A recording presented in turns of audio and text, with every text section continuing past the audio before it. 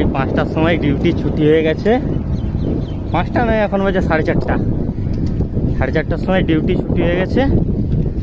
কি কষ্ট দুবাইয়ে, এই যা গরম, যেতে যেতে স্নান করে নেই পুরা। সাইকেল চালিয়ে চালিয়ে 10 মিনিটের রাস্তা, তাহলে যাবো ও স্নান করে নেবো, এত গরম। অফিস থেকে এসি থেকে বেরিয়ে গেল, এখন সাইকেল চালিয়ে গেলে যেতে যেতে পুরা মুশকিল। দুবাই বহু গরম, বহু গরম, এত কষ্ট করে থাকতে হয়, বহু গরম। তোমরাও বিশ্বাস করবে নি, দেখো কিরকম রোদ, তখন রোদ, রোদ বিশাল, বিশাল রোদ, বিশাল।